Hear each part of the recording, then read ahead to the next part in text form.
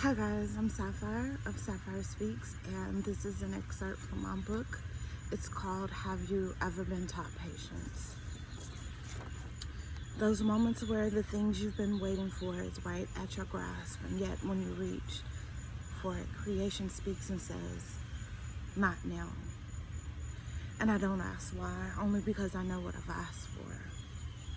I know that to get it just right, I must wait some more. And so I wait. Sometimes I'm so unsure of how long I've been standing in this very place, feeling like my thoughts are turning gray, getting wiser and stronger, but my resilience is really starting to fade away. It's starting to give away. And I can't lie. Many times I just question, how much longer do I wait? See, I've had this bad habit of taking what I want and dealing with the consequences later, but I guess this is what happens when you ask for greater. And I can't lie, I cried today for what seemed like the first time in so many years, realizing that you never know what strong really is until you have no fight left, until you realize that not all open arms are willing to help, and sometimes you'll be standing there healing, hurting, holding desperately to your heart and fears while drowning in a pool of your own tears. That's why it's so important to ensure that you're surrounded by greatness. That's why it's so important to understand patience and understand that waiting is a luxury, because it means that creation is ensuring that all of your pieces fall perfectly into place. That's why you need possible people to ensure that impossible situations in your life will be okay. They are patiently standing there to pull you out of darkness and make sure you're okay, letting you know that since this is where you have to sit, we'll be here.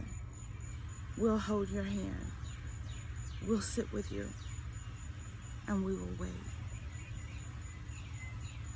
Peace is so, like when I wrote it, I was in a different space, and in this space it seems so profound right now. And it's because as things are unfolding, a lot of us are becoming the people that we desire to be, or walking towards that, and sometimes it feels like we're walking into darkness as everything unfolds. I wrote this book because there are so many of us that feel alone. And I felt so very alone. I felt as if a lot of the steps that I was making, and a lot of them, the decisions that I was making without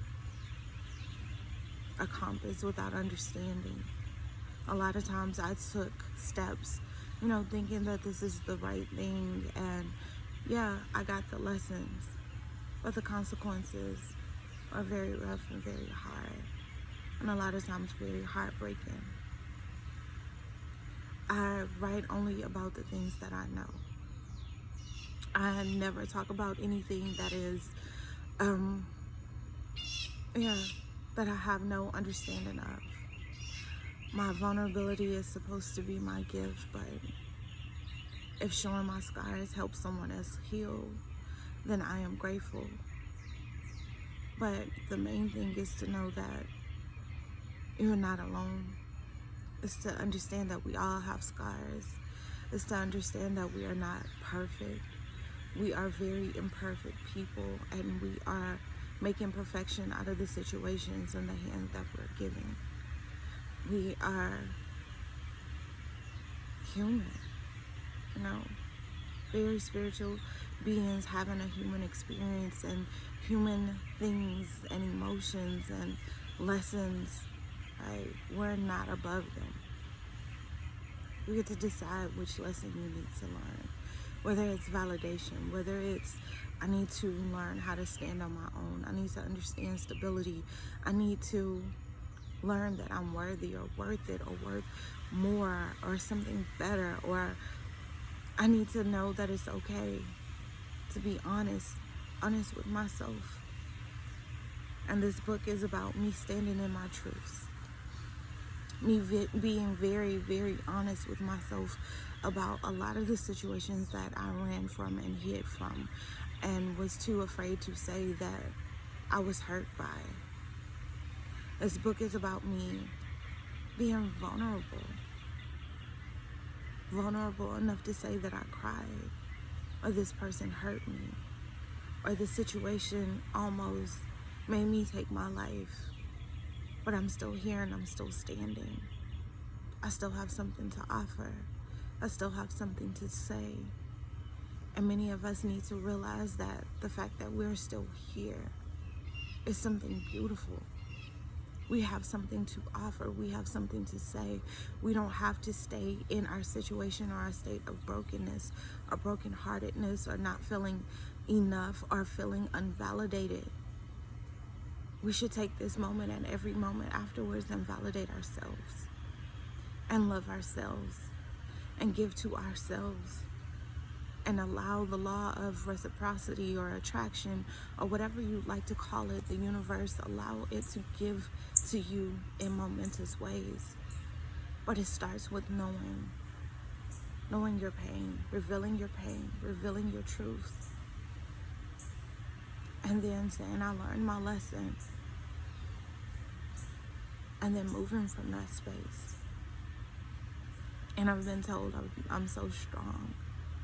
Like, I'm exhausted right now.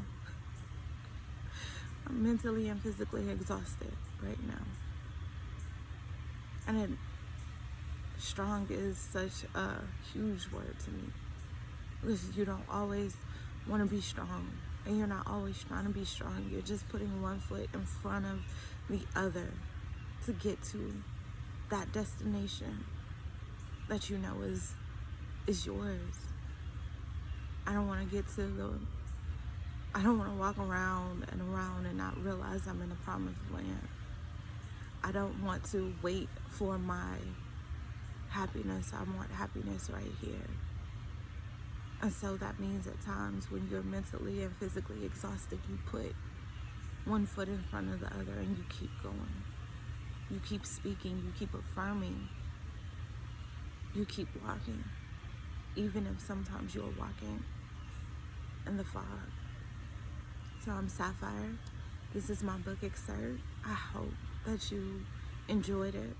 I would love to hear your comments, your feedback, your stories about patience. I'm on YouTube as Sapphire Speaks. And as always, I totally appreciate you for listening. Thank you.